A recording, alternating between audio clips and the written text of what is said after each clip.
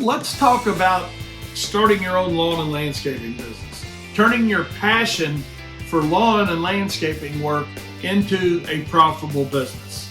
I want to help you understand that you can turn your passion for lawn and landscaping into a very profitable business if you follow just a few simple rules.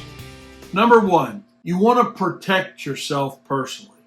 And the way we protect ourselves personally with a business is set up some type of LLC, sub-S corporation, some type of financial structure that's going to put a level of protection between you and liability. You may think, I'm too small, I don't need to worry about that now.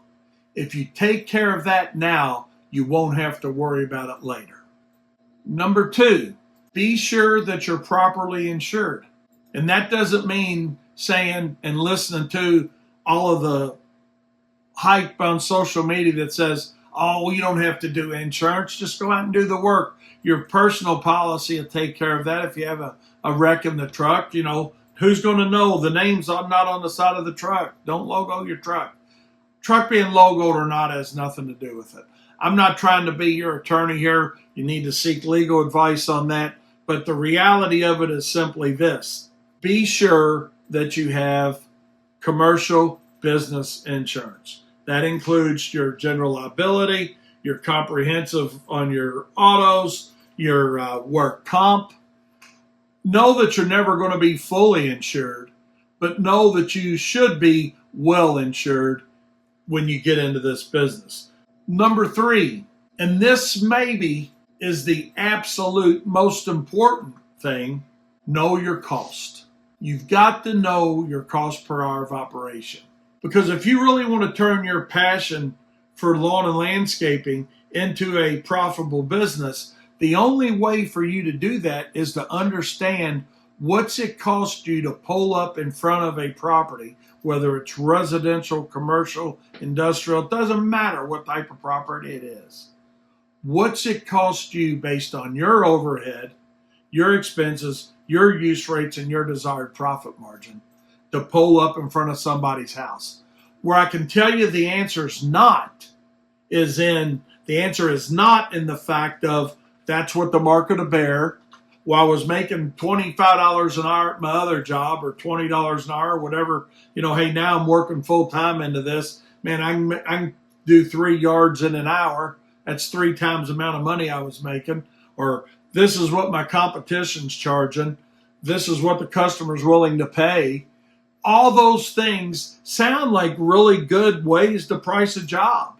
But the reality of it is you will put yourself right out of business by trying to price your jobs that way. So know your cost. If you're looking for help in that, it's certainly something we can help you with. We have a great product called Know Why You Charge What You Charge that will calculate your cost per hour of operation for your company, not based on an industry standard, but based on your overhead, your use rates, and your desired profit margin. Next thing I want you to do is implement a service agreement.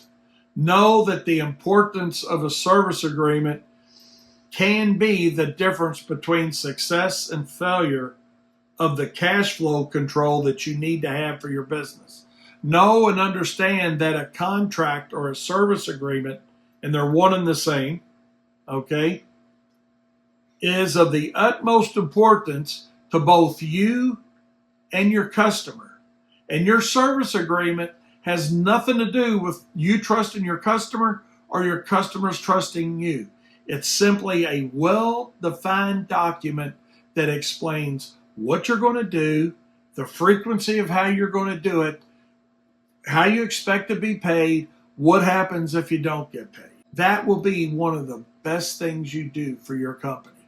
Other than a cash flow standpoint, it gives you something for your company that helps build additional equity when you go to sell your company.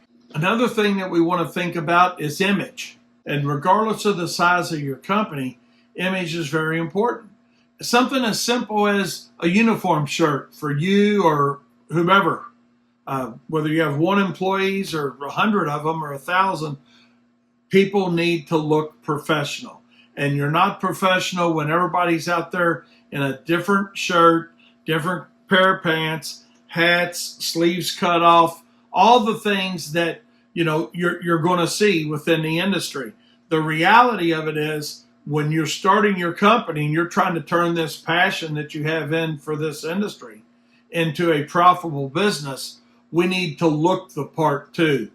Pride and professionalism go a long way towards your image. So yes, make sure your trucks are clean, equipment's clean. We're not going to get into all that today. But also make sure that everybody's got a uniform shirt at minimum when they come to work. The image you reflect is the income you should expect. Utilizing software. I cannot emphasize the importance of having software involved in your company from the get-go. Many, many years ago, matter of fact, about 46 years ago when I got into the industry, we didn't have this, the software wasn't out there. But now you've got a lot of different software choices even for new startup companies that are very affordable, that are going to help give you back efficiencies, that's going to give you back hours during the day or night, right? Because as a small company, a lot of times you're wearing a lot of hats. You're the salesperson, you're the production person, you're the accounting person, you're the marketing person. So implementation of software that's going to help with all of those things is going to give you back the time that you need within your company to doing things that are more important. And not that invoicing is not important. That's why I said they're very important. But a lot of times those are put off until all the things during the day that can get accomplished during the daylight hours. And now you're doing them at night, which potentially leads to some burnout. So don't worry about the burnout. Use the hours efficiently by implementing software that is available for our industry to help you turn your passion into a profitable business and let you utilize those hours for sales and production. And certainly, last but not least, regardless of your company size, make sure your company has a website, number one, and be sure to utilize the social media for your branding of your company. Website presence is a must. Social media presence is a must. And all of that is something that's not going to cost your company a whole lot of money, or it doesn't have to.